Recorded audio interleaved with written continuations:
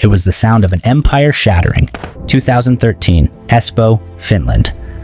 The silence inside these walls was deafening. Once, this company ruled the world. 5 years later, it was sold for scraps. $200 billion vaporized in just 60 months. Welcome to Capital Casualty. This is the autopsy of Nokia. Yeah, the deal closed this afternoon. Tell accounting to wire the funds. We secured the Shibuya location. It's going to be huge. To understand the crash, you have to understand the height.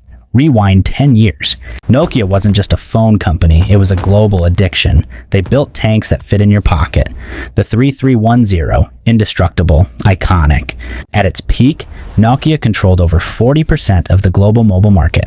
That's not dominance, that's a monopoly. We did it! Look at the energy readings. Yes, the power curve is completely stable now. This changes everything. The future is finally here. They had the best engineers, the deepest pockets. They were connecting billions. They thought they were untouchable. But when you stand at the top of the mountain for too long, you forget that the ground can shift beneath your feet. January 9th, 2007, the day the ground shifted. Sometimes, a breakthrough arrives that reshapes our reality.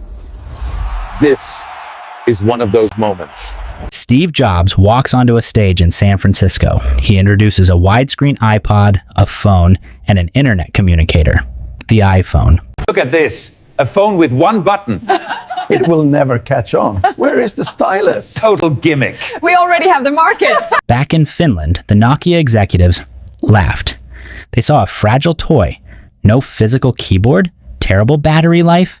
They said it would never work for business. They were paralyzed by their own success. They relied on Symbian, an operating system that was clunky, ancient, and impossible to develop for. While the world was moving to touch, Nokia was still pushing buttons. They saw the future, and they rejected it. 2011, enter new CEO Stephen Elop. He sends a memo to the entire company, the burning platform memo. We have to jump. Hold on tight, don't let go. Help us! Keep swimming! He told them, "We are standing on a burning oil platform. We must jump into the icy water to survive." He was right, but the jump killed them. The memo leaked. The market panicked. If the CEO says the company is burning, why would anyone buy their phones? It was Android. It was free for manufacturers. Samsung, HTC, Motorola, they all jumped ship. Nokia's market share didn't just decline, it cliff dived from 40% to single digits in a heartbeat. Desperation set in. Elop made the fatal call. He bet the entire company exclusively on Microsoft's Windows Phone operating system. It was a disaster. No apps, no developers. Nobody wanted it. Nokia had handcuffed itself to a sinking corpse. 2013. The inevitable happened. Microsoft bought Nokia's mobile division for $7.2 billion. A company once valued at $250 billion sold for pennies on the dollar.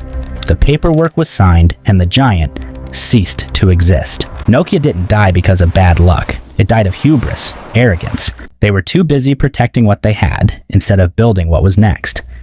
Complacency is the deadliest poison in business. $200 billion lost to history. A monument to the fact that even the kings can fall if they refuse to see the revolution coming. Don't become a statistic. Learn from the dead. Subscribe to Capital Casualty.